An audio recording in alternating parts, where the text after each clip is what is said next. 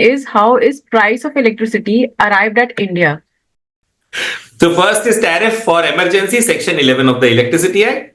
Second is tariff by determination, section 62 of the Electricity Act. Third is tariff by contract, section 49 of the Electricity Act. And fourth is tariff by bidding, section 63 of the Electricity Act. 4 methods हैं to arrive at a tariff. So आप अगर A, B, C, D, E alphabets याद कर लेंगे, आपको समझ में आ जाएगा पूरा का पूरा. A, B, C, D, E. आप सबसे पहले ई से शुरू करिए, पीछे से ए बी सी डी ई से शुरू करिए. E is tariff for emergency. If government has certain requirements, government wants your generating station to start. आपका कैप्टिव जनरेटिंग स्टेशन है, आपका खुद का है, प्राइवेट जनरेटिंग स्टेशन है. गवर्नमेंट को कुछ जरूरत है, there is some emergency, national emergency, और देयर इज अ साइक्लोन, और देयर इज अ वॉर, और there is shortage of power X, the government will decide what is the emergency.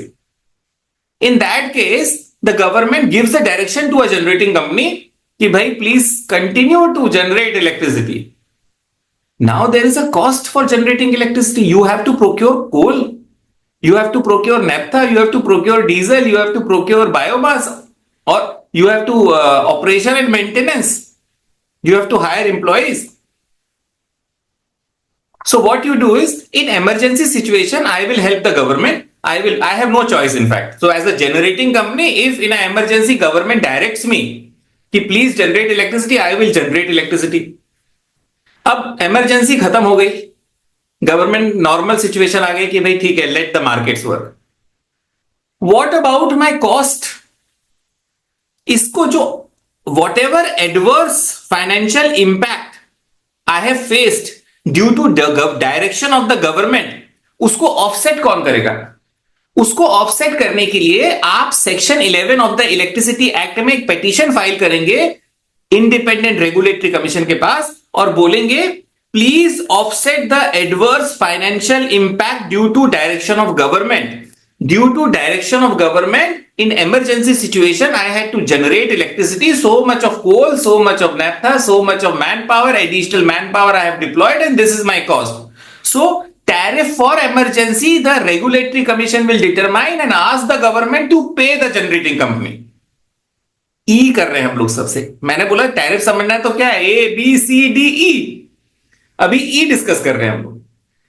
This tariff for emergency applies only for generating company. चलिए D में आ जाते हैं हम लोग. Tariff by determination.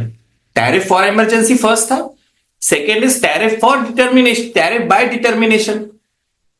So 1991 में we had financial crisis. So we invited from across the world, we went across the world, we created a new private power policy 1991. उसमें सिर्फ आपने जनरेशन को अलाउ करा था कि प्राइवेट पार्टिसिपेशन आ जाए, only generation. एक चीज और भी याद रखिए, 1991 में we allowed private generating companies which are called IPPs.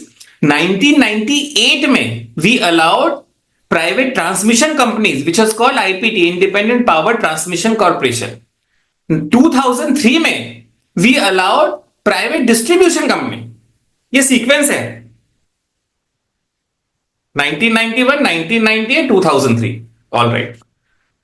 अब when we were inviting private companies to invest in India, USA से, यूके से, एंड उनका कंसर्न ये था कि we are ready to invest dollars in India provided we get return on investment. अब 1991 के पहले जो सिचुएशन थी, जो टैरिफ की सिचुएशन थी, वो था tariff by negotiations. Tariff by अब टैरिफ बाय नेगोशिएशन नहीं होता है. अभी कैसे होता है वो बताऊंगा.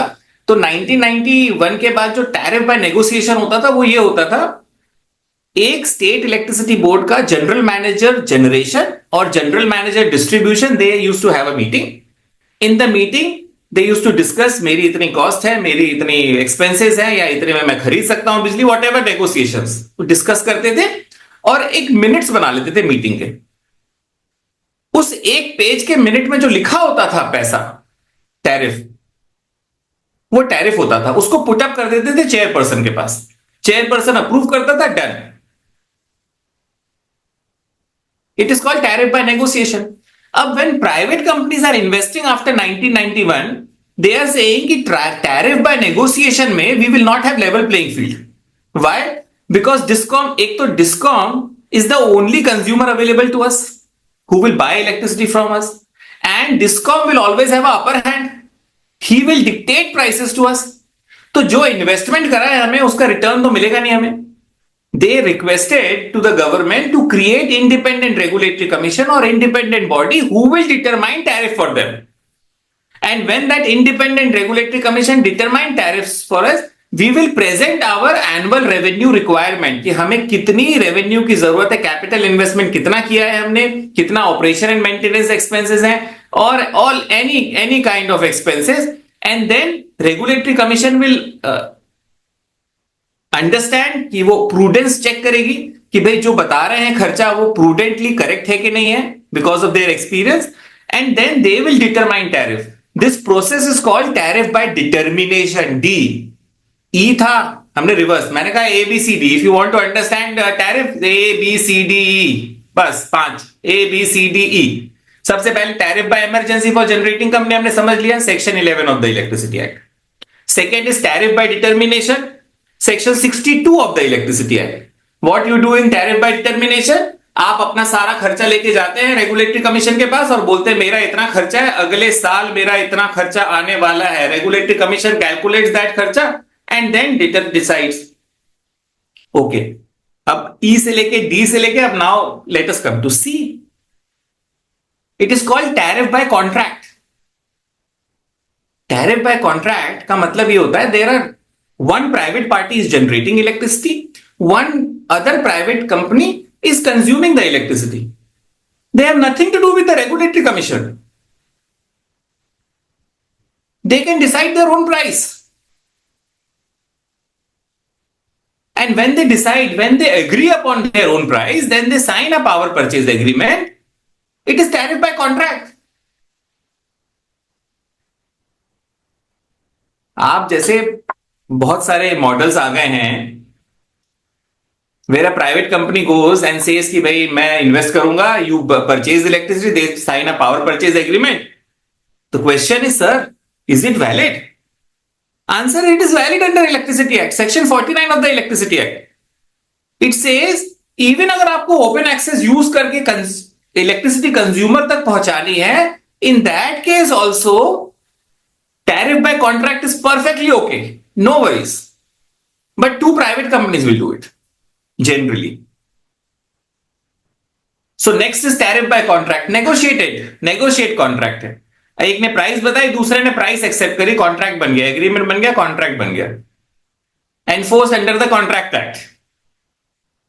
All right. तो सबसे पहले हमने ए बी सी डी ई में ई समझा, पहले E emergency, tariff by emergency. Second हमने ये समझा टैरिफ बाय डिटर्मिनेशन, डी. फिर हमने सोचा tariff by contract, section 49. Next is जो टैरिफ बाय डिटर्मिनेशन है उससे गवर्नमेंट इज नॉट हैप्पी.